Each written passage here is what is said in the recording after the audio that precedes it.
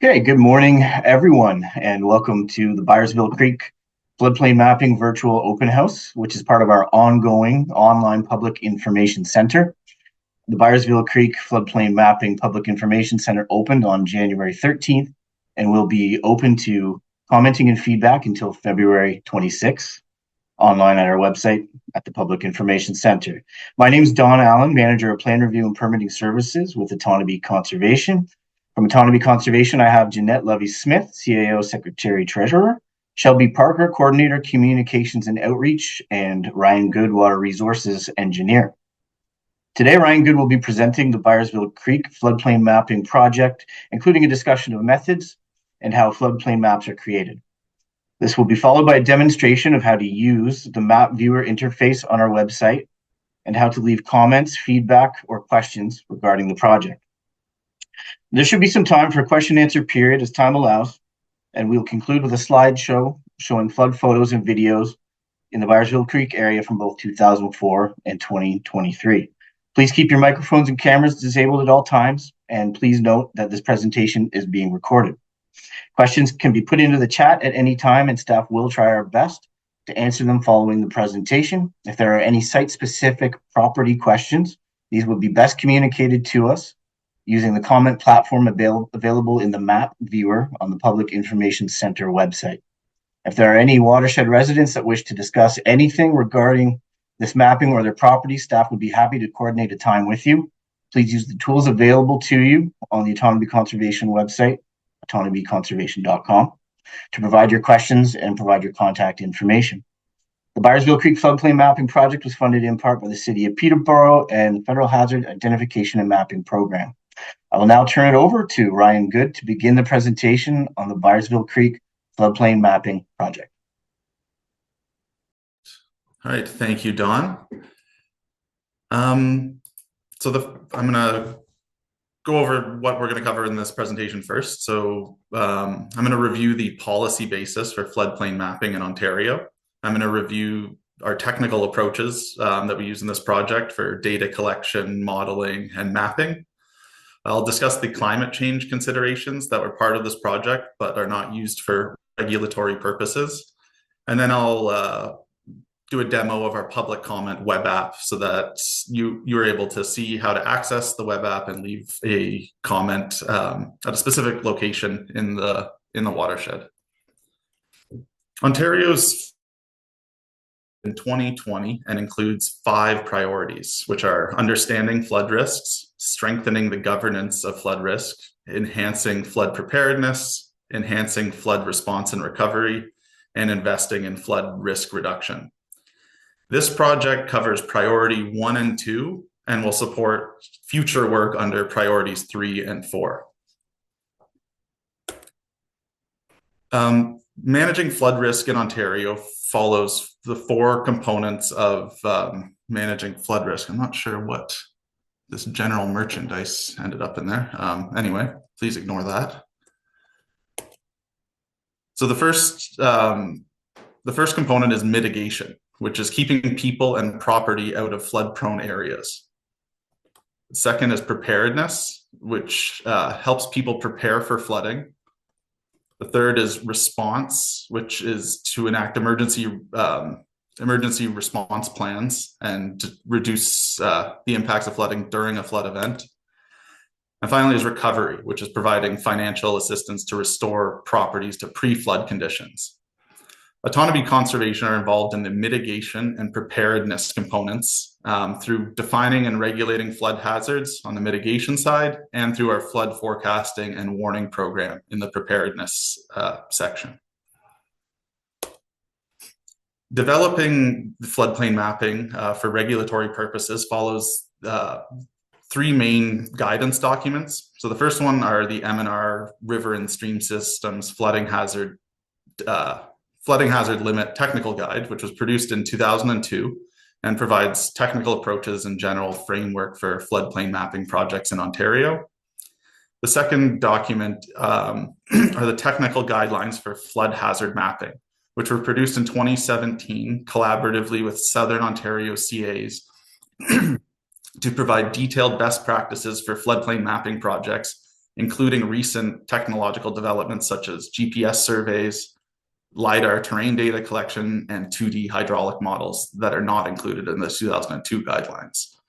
And then finally, there are Natural Resource Canada's federal flood mapping framework, of which the hydrologic and hydraulic procedures for flood hazard delineation were also used to guide our approaches. And this document was produced to provide guiding principles that will produce consistent floodplain mapping projects across Canada.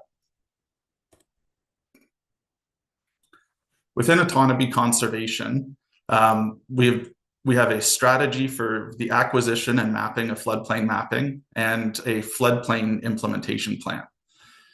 So this strategy focuses on proactive updates to provide floodplain mapping for the autonomy region watershed, and the implementation plan focuses on prioritizing floodplain mapping updates based on the age of existing mapping and the severity of the flood hazards.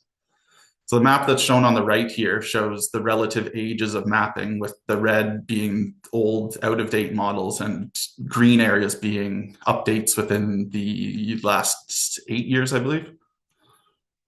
And the areas in orange are where we currently do not have any floodplain mapping. And then within autonomy conservation, Ontario Regulation 4124 states that the Timmins storm is the regulatory flood event within the autonomy region watershed.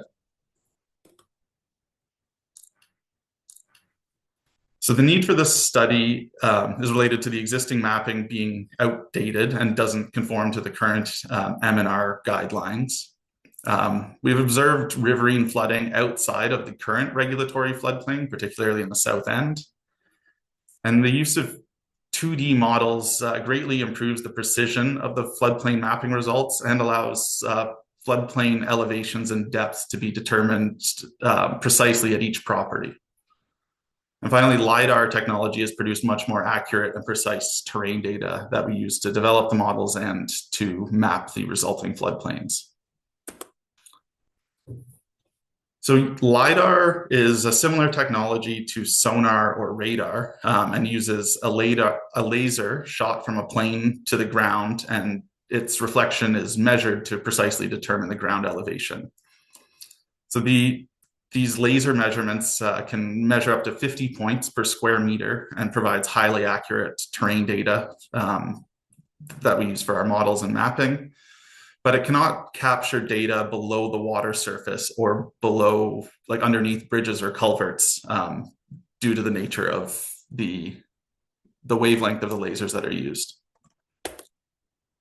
This image shows what the raw data from the LiDAR looks like. So it starts as a point cloud, which is basically a bunch of points that it has measured laser reflections from. And in this image, red shows buildings that have been, points that have been classified as buildings. Green shows vegetation, and the pink shows just the ground surface. The data collection is completed in the fall after the leaves have fallen, but before there's snow on the ground, so that the laser measurements can penetrate the vegetation and measure the ground accurately. And then the terrain that we use in the model strips away vegetation and buildings to just represent just the ground surface. And you'll also notice that there's this black gap in the middle of this image, which is where the water is. So the laser points don't reflect off of the water, so we can't capture anything below the water surface. So in order to supplement the data within the channels and below bridges and culverts, we completed bridge and culvert surveys. So we used both GPS survey equipment where we could, and then total station equipment where we had bad GPS signals. And this gave us full bathymetry data for all of the study reaches within the Byersville watershed, as well as all of the bridges and culverts that would be within our models.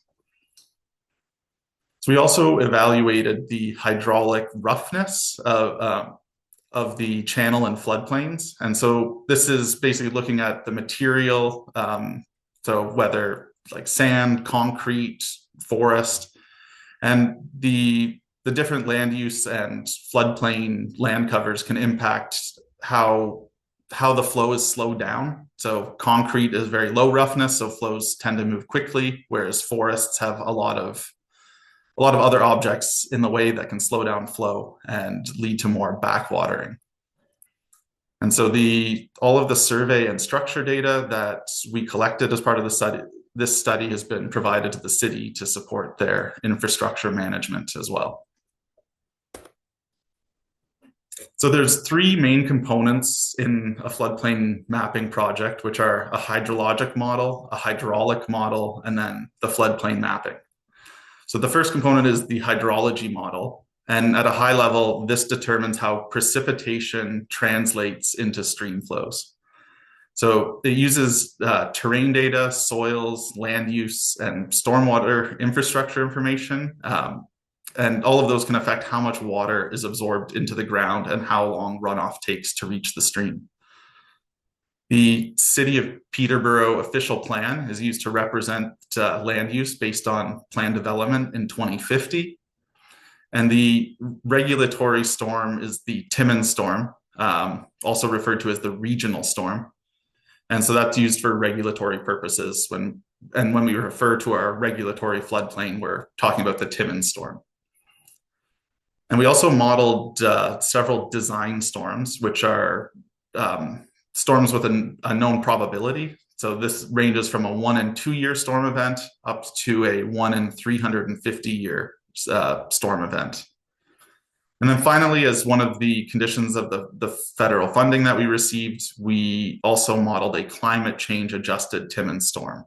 And again, yeah, this is not used for regulatory purposes and was developed to provide a better understanding of long-term risk for the city and will help to improve infrastructure decisions where the lifespans are typically going to be 75 to 100 years. And we want to make sure that the infrastructure will still be effective at the end of its life. Hydraulic models are the next aspect of the project, and they take the stream flows that were determined in the hydrology model and then send those flows through the channel and floodplains, and the hydraulic model determines the depths and extent of flooding throughout the study reaches. And in a hydraulic model, we use the terrain, channel data, structures, so your bridges and culverts, and land use can all affect how the flows move over the ground and what areas might experience backwatering and various flow conditions like that. And in this study, we've used 2D models to represent how flows can move in multiple directions, particularly in urban areas. And so going more into the 2D modeling, they have emerged as a main tool for assessing urban floodplains by conservation authorities in the last 10 years. Previous models could only represent flows in one direction. And so spills where flows might move in a different direction just weren't mapped previously and were only represented by a spill arrow. So this model provides much more precision and allows us to determine exactly where those spills will end up. And so we were able to fully map the complex urban flow paths that we had observed before, but didn't have the technology to model accurately. So in this image that you're seeing on the right side of the slide, let me move my mouse over here. This is the Kawartha Heights neighborhood. And in this area, there's a stream that flows into a culvert that runs underneath the neighborhood and then outlets to a creek again on the downstream side. And in this case, during the Timmins storm, the culvert capacity is exceeded. And so the upstream area begins to fill with water. And once it fills, that water spills onto Kawartha Heights Boulevard and then spreads out, some of it flows down Ferndale, and then other components flow through various properties before making their way back to the creek on the downstream side.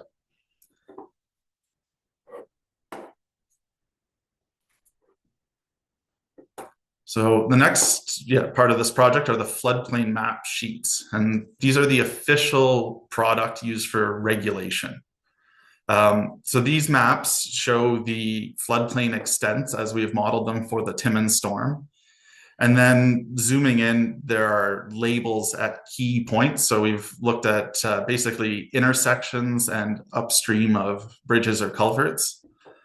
And so these points show two elevations within the bubble. So one is the Timmins storm or a regulatory storm elevation, and the other is the 1 in 100 year storm elevation.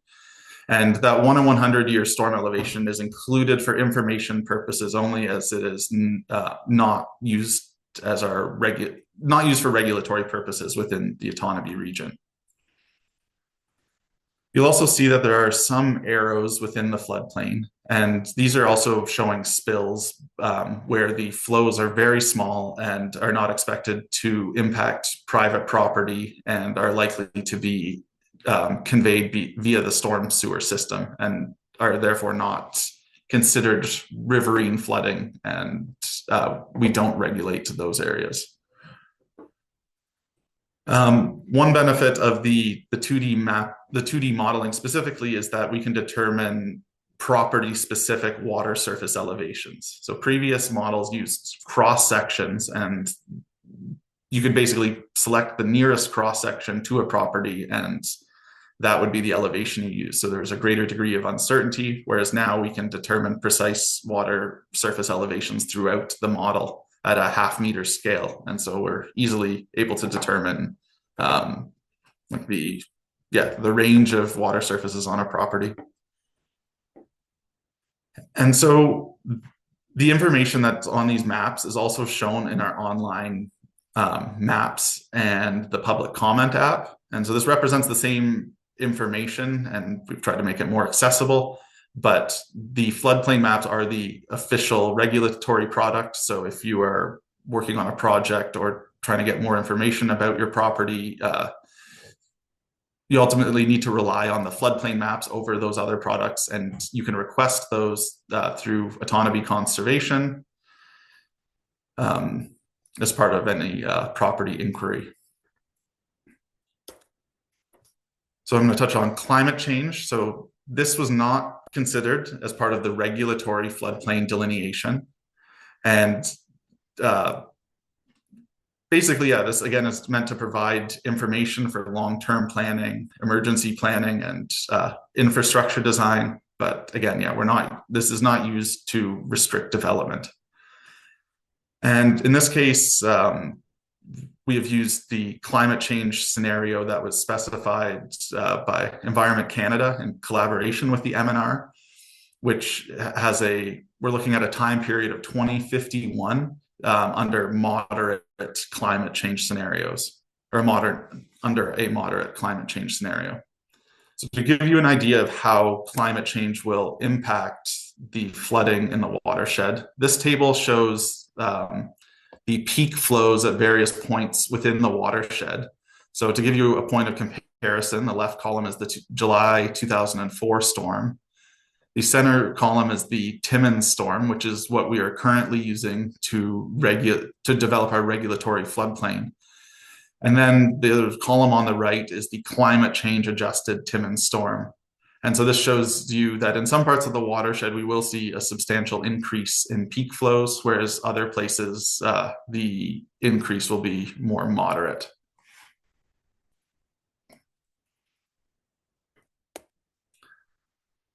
So the next steps with this project, we're in the final stages of this project, and we'll be receiving public comments until February 26th.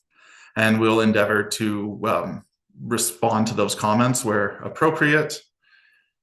And then the next step will be for the Otonabee Conservation Board of Directors to adopt this project and the mapping for use for regulating development. And then after that, the City of Peterborough will use this mapping to update their emergency response planning and official plan. And then the city can also explore special policy area and 2-zone policy designations with the MNR and the Ministry of Municipal Affairs and Housing to allow conditional development within the floodplains. And the city can also identify and update potential flood mitigation options to reduce the flooding and to help prioritize various flood reduction. It may be beneficial for the city to assess flood damage costs associated with its flooding, which would be achieved by determining how flows can enter a given building and assessing how much flooding we'd expect to occur and the cost associated with that. And so, yeah, there are a lot of ways that we can move forward using this work to reduce flood risk within the city, and Autonomy Conservation will continue to support the city in addressing these flood risks. So next I will do a demonstration of our public comment web app and show you how you can access the web app and leave a comment on the Autonomy Conservation website. So you can navigate to autonomyconservation.com. So this is the homepage of the website, and scroll down and you'll see a link to a new floodplain mapping study here. So you can click on that, and this is our Public Information Center page.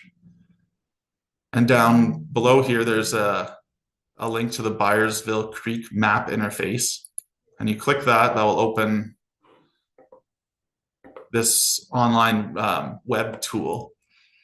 And so you'll see that there are two different colors in the mapping here that weren't on the regulatory map. So these red areas are areas that under the Timmins storm, we expect to be inundated, while the orange areas are areas that are subject to a 15-meter regulatory setback from the floodplain. And so these areas in orange are not expected to be flooded, but would still need to consult with Autonomy Conservation to ensure that any development is done safely with respect to natural hazards.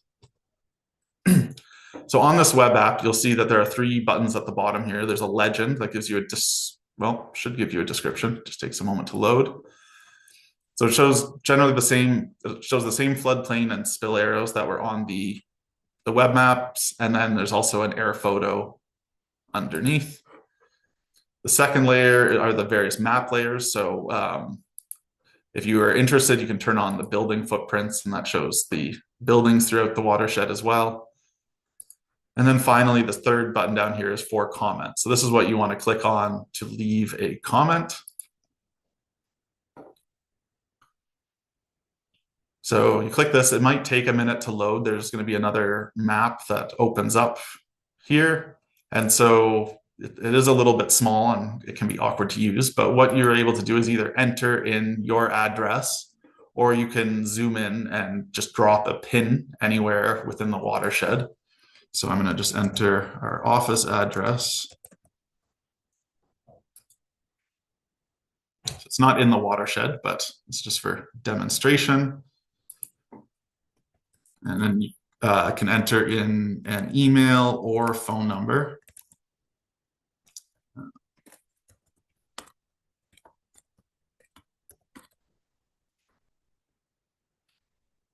And then you can leave your comment here. And so, yeah, make sure that if you have a question for us, we'll aim to respond to whatever contact information you leave us here. You're welcome to leave any comments or questions, and where it's supported by regulations and guidelines, we'll try and address concerns. And then, yeah, we will, if you're looking for more information, we're happy to have those discussions with you as well. So you can submit this, and then you'll get this confirmation that your response was submitted successfully. And yeah, you'll know that we have received it. So we are collecting all of these comments, and the comments will be included with the final report, but they will not include any personal information or address information. I want to say thanks again to our partners, the City of Peterborough and Natural Resources Canada, with the Flood Hazard Identification and Mapping Program.